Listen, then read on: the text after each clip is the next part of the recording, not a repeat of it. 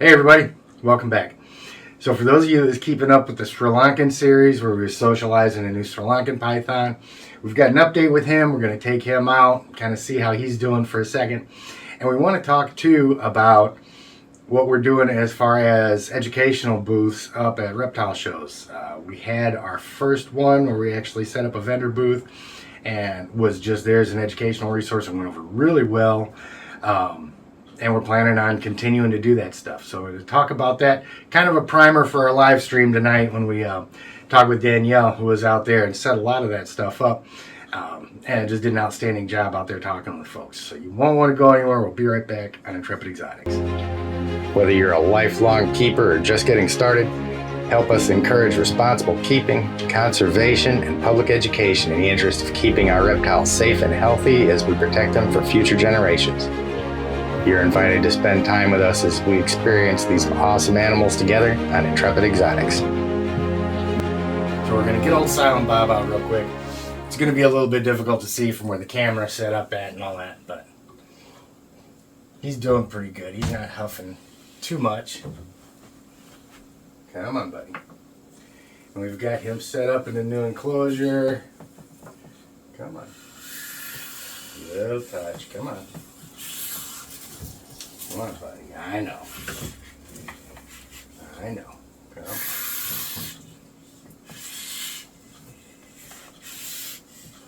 It's okay.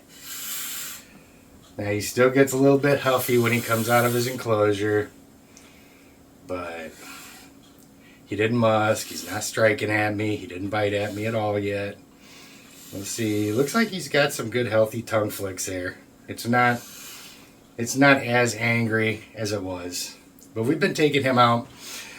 When we stopped the series, I decided to leave him alone for a couple weeks. Just to kind of let him acclimate and chill out a little bit. And here recently, I started going back to an every other day handling schedule with him. Just because I didn't want to leave him completely alone. But we're still working on him. He's still kind of a work in progress. And you can see, he still doesn't have the best body language when I take him out. He's still got that, tight coil, his neck's all that stuff. And he always decides whether he wants to go ahead and strike at me or not. Which he may still do. But so far, he's doing pretty good.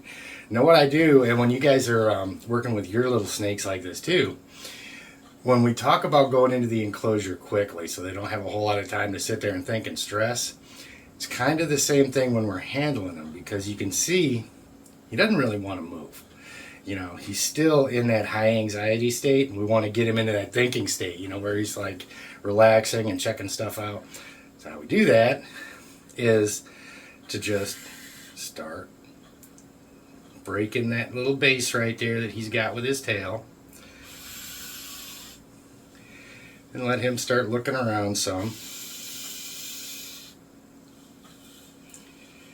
And it still takes a couple minutes to get him to really relax, but we had recently, we've had him out several times in the past week or so, and he was actually up on my shoulders, running around on my head and everything like that. He may actually calm down enough to get him to that point again today. We'll see. There you go, bud. There you go, bud. You want to climb up on something? And what I'm doing here is I'm just kind of lowering his body and giving him an elevated spot to climb to. You notice where I got him from when I put him back in his enclosure. I'll put him back down there by the water bowl, down at the bottom, and he typically finds his way back up to the top there. That's his perch. That's where he likes to hang out at. And this is one of the signs that he's still got a little bit of anxiety. When they've got that tail latched on, you'll see that sometimes with really defensive retics. Once they'll latch on with that tail and they'll hang on to you right before they strike. So that's kind of a sign of anxiety you want to look for. Sometimes, not always. Like I said, you've got to always take a couple different things into consideration. If you just see that, maybe they're just hanging on just to feel secure. Maybe they're hanging on because they're really defensive. And you always look for something else, like how's their tongue flicks look? You know, are they slow and long and exploratory? Are they holding their tongue out? Is it, you know, vibrating and stuff like that, which is just a sign they're getting ready to strike at you. Are they breathing heavy, etc.? All that stuff. You put all those clues together. That's how you kind of figure out what their frame of mind is. But I'm really doing my best to just begin trusting him.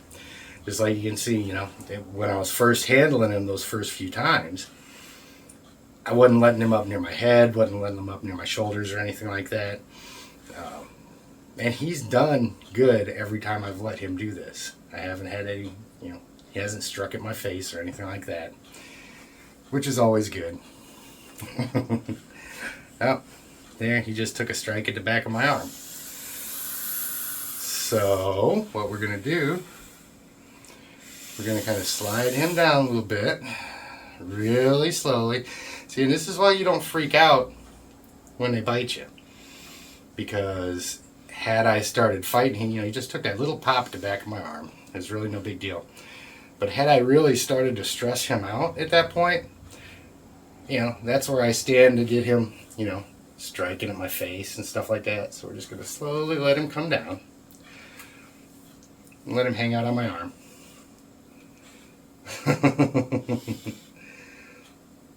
See, so it's never perfect with these guys.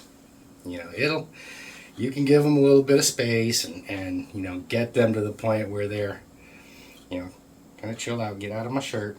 He actually did that the other day. I had him up on my shoulders and he went down in my shirt and came out my sleeve. But you know, it is sometimes, especially with an animal that started out like this, it can sometimes be a bit of a marathon getting him really comfortable. But you know, as you can see, as we go here, he's still calming down. Get out of my shirt, come on. We're not doing that.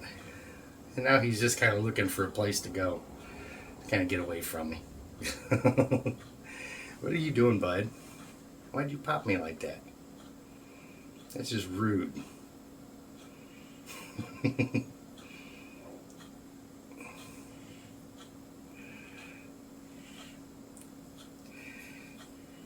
Okay.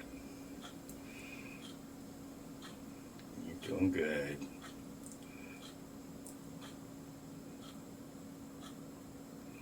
And still just being really careful with him. You see I still got my thumb up here, keep him just in case he gets a wild hair and decides to try and go for the face. What you doing, bud?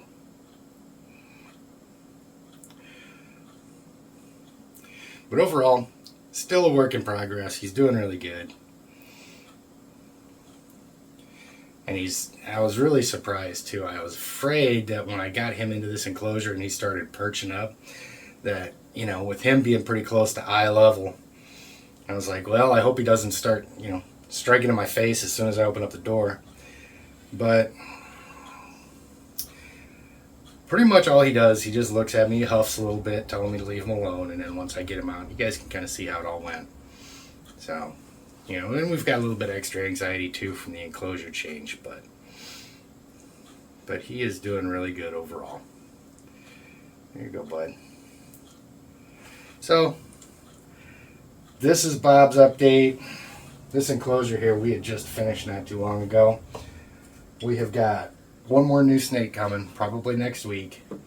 And initially, I was thinking about putting the new snake in here, but since it's going to be so much smaller, I'm going to go ahead and put him in one of the smaller, put her in one of the smaller enclosures when she gets here. And I decided to give Bob this extra space to kind of get in there and cruise around, since he's a little bit bigger than the new one that we're going to be getting. Are you good? Are you good now? And see, this is one of the reasons why it's kind of hard sometimes to really teach people about working with the new snakes and stuff. Working with snakes in general, because there's such a dichotomy with these animals, you know, especially like we talk about retics. We talk about big retics and how dangerous they can be and stuff like that, while in the same breath talking about how sweet and how easy to work with they are. So it's like, what is it?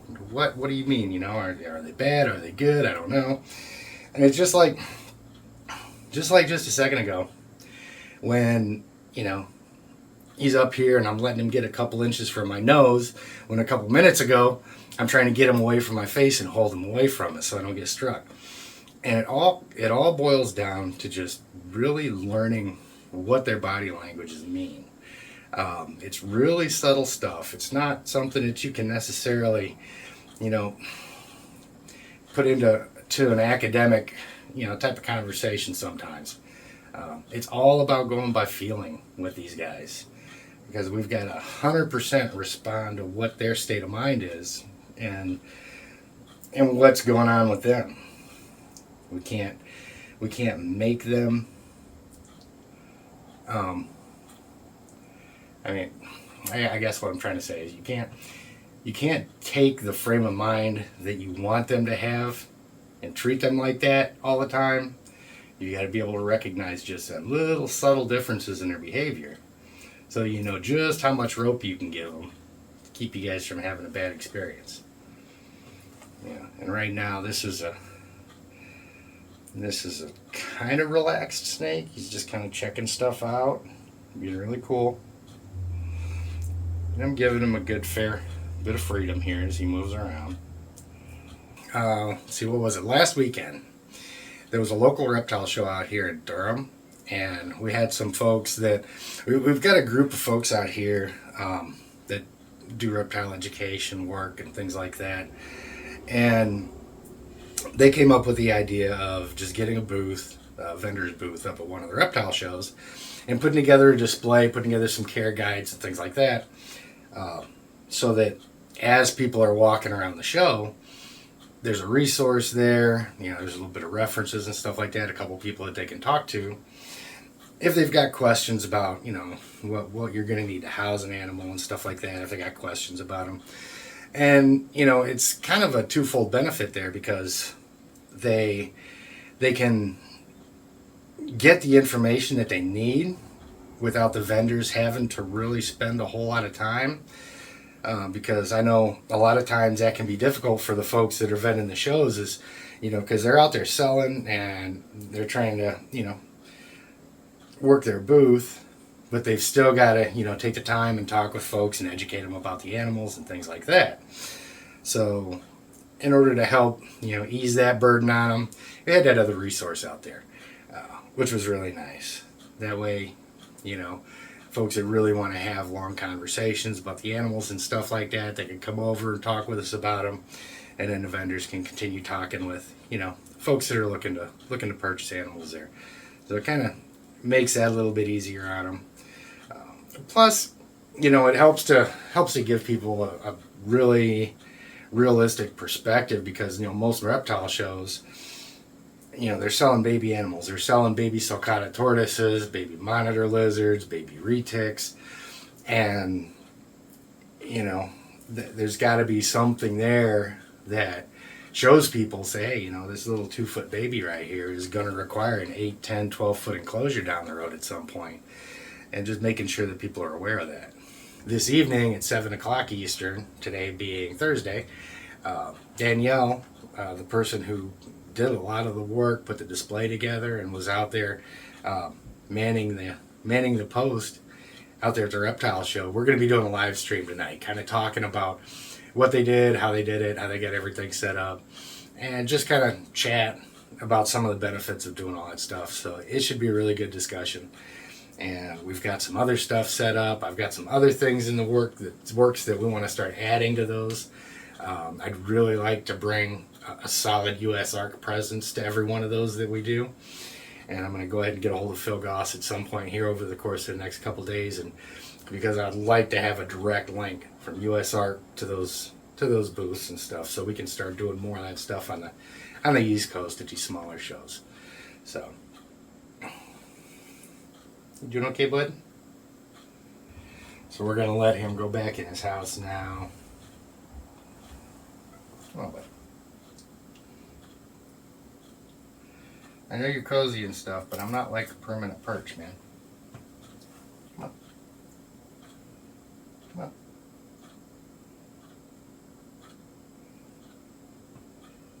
Come on. I know you want to go home.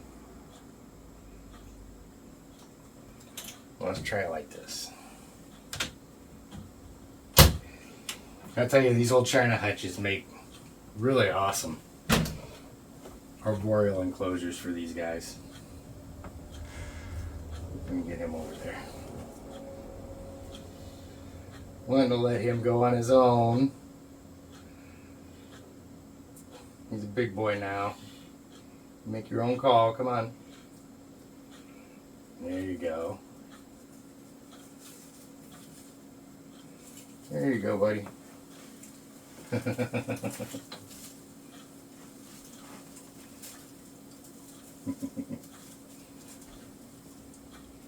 There you go. Go back up to your perch.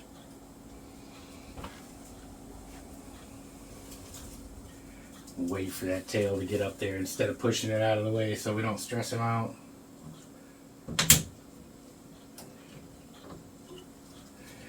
But I really want to start doing more of these enclosures like this. I really like the way these guys are able to move around in there. Now I just need to find a version of this that works really well for my 16-foot retics. Okay guys, so I'm going to go ahead and get this video put out. Don't forget, tonight at 7 o'clock Eastern, today's Thursday of course, if you're watching this after that, then I'll link that live stream in the description, and I'll put it in the end screen too, so you guys can still follow along there. But yeah, Bob's doing good. Really happy to see the way he's been progressing through all of this. Jay, our new Orange Glow Phantom, he's been doing awesome too. And hopefully next week we'll have one more unboxing to do, which I'm really excited about because it's a type of retic that we don't currently have here. So it'll be a really good opportunity to show some differences between the mainlands and the dwarfs and things like that. So I'm really looking forward to getting that girl here and getting her all set up. So you guys have an outstanding day. Don't forget, if you're watching this later, the live stream link is going to be in the end screen. Get subscribed to the channel, get down, hit the notification bell so you can catch us when new stuff comes out. And of course, as always, special thank you to all our Patreon supporters. You guys are awesome. If you want to support the channel in that way, we've always got the Patreon link down in the description. So you guys have an outstanding day, and we will see you next time on Intrepid Exotics.